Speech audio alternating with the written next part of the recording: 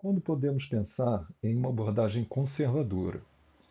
Certamente quando o risco de câncer é muito baixo e há preocupações quanto ao futuro reprodutivo. Nesta apresentação, vamos abordar os fundamentos e as recomendações atuais de abordagem conservadora ou sem tratamento das lesões precursoras do câncer do colo do útero, especificamente no caso de uma biópsia mostrando NIC2. Você ainda trata todas as mulheres com NIC2? Bem, essa e outras perguntas foram feitas a colposcopistas britânicos e os resultados foram publicados num artigo em 2017. Eu fiz as mesmas perguntas para colegas colposcopistas, dos quais eu tinha contato, e aqui podemos ver e comparar os resultados. Podemos ver que uma minoria ainda trata todas as NIC2, uma minoria dos britânicos acredita que a maioria das NIC2 regride, no que são ultrapassados pelos brasileiros consultados, e a maioria concorda que uma biópsia pode tratar alguns casos de NIC2. Essa questão ganhou força com a publicação do artigo de Tainio em 2018. Esses autores fizeram uma meta-análise dos estudos que avaliaram o curso clínico de lesões biopsiadas com diagnóstico de NIC2 ao longo do tempo. Os estudos incluídos apresentam várias limitações, mas esse artigo é o que temos de melhor e mais consistente até o momento para avaliar a questão e é o principal fundamento das diretrizes atuais para abordagem conservadora. Os autores mostraram que no segmento até 24 meses, cerca de 50% das mulheres com NIC2 tiveram regressão, 32% apresentaram persistência e 18% apresentavam progressão ou um diagnóstico mais grave.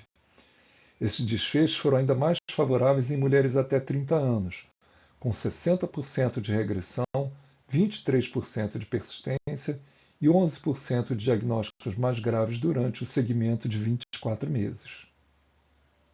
No editorial da revista que publicou esta meta-análise, a professora Maggie Cruikshank, do Reino Unido, nos lembra que, assim como o rastreamento evoluiu ao longo do tempo, isso também ocorreu com o nosso conhecimento sobre o curso clínico da doença cervical. E com essa evolução do conhecimento, novas abordagens puderam ser incorporadas para reduzir riscos e prejuízos desnecessários para as mulheres. Ela nos lembra que, apesar de frequentemente qualificadas como lesões precursoras, as NIC podem ser melhor compreendidas como resultado de uma infecção viral pelo HPV, com algum potencial de progressão para o câncer, mas que também pode regredir ou persistir como NIC, principalmente nos graus menos acentuados e em mulheres mais jovens, nas quais o futuro reprodutivo é uma preocupação. Aproveito para acrescentar que há consenso nas várias diretrizes internacionais, assim como na brasileira de 2016, que não se deve tratar mulheres com menos de 25 anos com NIC2. O que pretendo mostrar aqui é que nem todas as mulheres com mais de 25 anos com NIC2 necessitam de tratamento e tentarei apontar em que situações o tratamento é recomendado. Começo trazendo para reflexão o objetivo de tratarmos as lesões chamadas de precursoras. Quando pensamos nisso, o que geralmente nos vem à mente é que tratamos essas mulheres para evitar que a lesão progrida até o câncer. Ora, sabemos que essas lesões podem levar anos para evoluir se deixadas sem tratamento. Por esse motivo, não tratamos as gestantes e aguardamos para tratá-las somente após o parto. Ressalto aqui que o primeiro objetivo do tratamento é assegurar a inexistência de câncer inicial não suspeitado pela citologia ou pela colposcopia e não detectado pela biópsia dirigida. É por isso também que preferimos os tratamentos excisionais. Com eles temos confirmação diagnóstica de que não há câncer e podemos considerar que o tratamento foi suficiente para tratar a doença. Todavia, é fato que deixar uma lesão precursora sem tratamento implica em algum risco de deixarmos evoluir uma doença invasiva que falhamos em diagnosticar. O desafio é identificar mulheres em que é seguro deixar sem tratamento e tratar aquelas que merecem ser tratadas. Ou seja, a decisão de tratamento de mulheres com NIC2 não deve se basear apenas no grau de doença diagnosticado na biópsia dirigida. No mesmo estudo da Tânio, os autores mostram a frequência de carcinoma não suspeitado previamente pela citologia ou a colposcopia em mulheres cuja biópsia de colo mostrou NIC2. Na soma das mulheres incluídas nos estudos selecionados, de 3.160 mulheres com biópsia com resultado de NIC2, 15, ou apenas 0,5%, tinham doença invasiva, sendo 13 microcarcinomas e 2 casos no estágio 1 a 2 ou pior.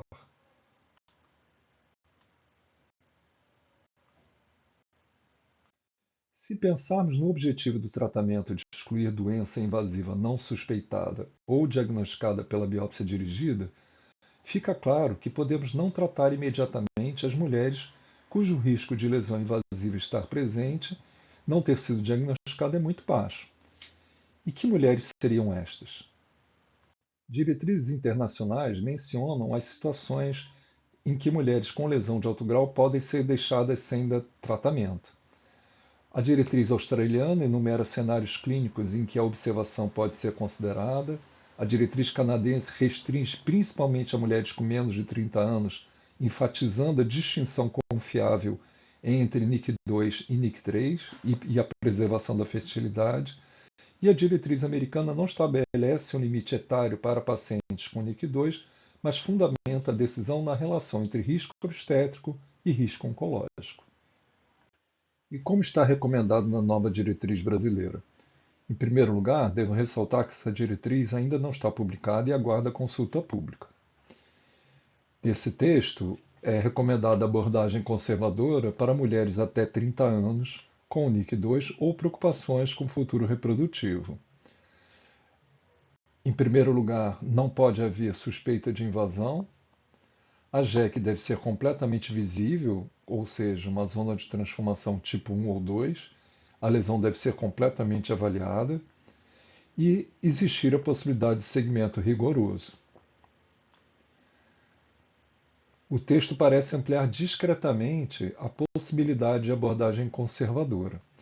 Em vez de restringir a possibilidade de observação apenas pela idade, por exemplo, com menos de 25 ou 30 anos, ele valoriza mais o desejo reprodutivo, a segurança colposcópica e a adesão do segmento, aproximando-se de um modelo de decisão baseado em risco e centrado na paciente. Na minha avaliação, essa é uma evolução conceitualmente consistente. A idade deixa de ser o único determinante, sendo substituída por fatores que realmente modificam a relação risco-benefício do tratamento: fertilidade futura, possibilidade de acompanhamento e exclusão confiável de invasão. Isso torna a recomendação mais alinhada à medicina personalizada do que ao simples ponto de corte etário. Aqui podemos avaliar alguns casos frente aos achados colposcópicos. Todas essas mulheres tiveram resultado de biópsia mostrando NIC2. A junção escamo-colunar é completamente visível na ectocérvice ou no início do canal, configurando zonas de transformação tipo 1 ou 2. Os achados anormais são menores ou até entre menores e maiores, ou estão fora da zona de transformação. Nessas situações, há maior probabilidade do colposcopista biopsiar a área de maior gravidade e, portanto, não perder um diagnóstico mais relevante. São casos que, após a biópsia, frequentemente não vemos mais achados anormais e o segmento pode ser uma alternativa segura. E quais NIC2 necessitam de tratamento? Certamente, quando não é possível assegurar a inexistência de uma lesão de maior gravidade ou quando não é possível assegurar um segmento cuidadoso. Essas imagens são de outras mulheres nas quais, apesar da biópsia mostrar NIC2, não é possível assegurar a inexistência de uma lesão de maior gravidade, pois a zona de transformação não é completamente visível, ou seja, é do tipo 3. Nessa situação, o tratamento incisional é o recomendado para assegurar a ausência de doença mais grave no interior do canal endocervical. A abordagem conservadora é inaceitável. Por exemplo, além de não ser possível visualizar toda a zona de transformação, os achados anormais são maiores e numa grande extensão, apontando para a possibilidade de doença de maior gravidade, pois, além de desnecessária, uma biópsia não poderá assegurar sua inexistência. Aliás, nesses casos, é recomendado mais de uma biópsia, com o objetivo de reduzir a probabilidade de perder o diagnóstico de uma lesão de maior gravidade.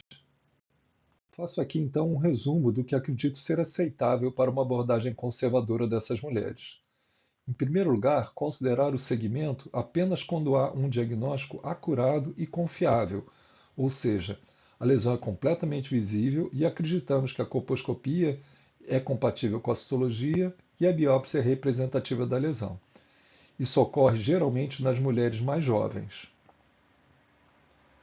Essa abordagem é inaceitável nas mulheres em que a JEC não é completamente visível.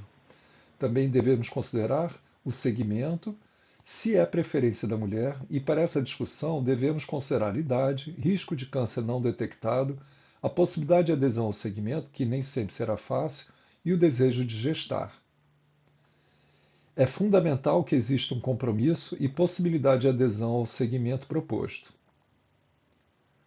Penso que também podemos deixar sem tratamento as mulheres em que não há lesão residual evidente após a biópsia, o que reforça a recomendação de que os tratamentos excisionais sejam sempre realizados sob visão colposcópica. Voltando à nossa editorialista do British Medical Journal, Cruikshank faz uma reflexão sobre a decisão de seguir ou tratar mulheres com biópsia com resultados de NIC2. Ela reforça que se a decisão for apenas de seguir sem tratamento, devemos ter um diagnóstico acurado, no qual seja muito baixo o risco de câncer detectado, e aponta para as dificuldades de seguimento, que pode ser um fator limitador dessa opção. Já na opção de tratamento, temos a vantagem de ter o diagnóstico de lesões mais graves, se presentes e não detectadas previamente. Em contrapartida, temos o risco de complicações imediatas, no caso de sangramento excessivo, ou tardias, como a infertilidade ou maior risco de parto prematuro. E como seguir mulheres com NIC2 em biópsia sem tratamento? As diretrizes internacionais consultadas para atualização da diretriz brasileira não são uniformes nas recomendações de segmento de mulheres com NIC2 abordadas conservadoramente. O que trago aqui é o que foi deliberado pelo grupo elaborador, aprovado pelo painel de especialistas e que aguarda aprovação pela Conitec.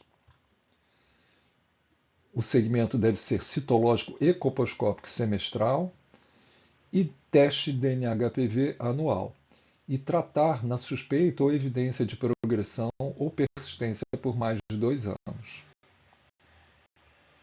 Em síntese, como mensagem final, reforço que na maioria das vezes, pelo menos em jovens, a NIC2 tem grande probabilidade de regressão, raramente está associada a câncer e, portanto, devemos identificar quais mulheres podem ter uma abordagem conservadora e tomar essa decisão em conjunto com a mulher.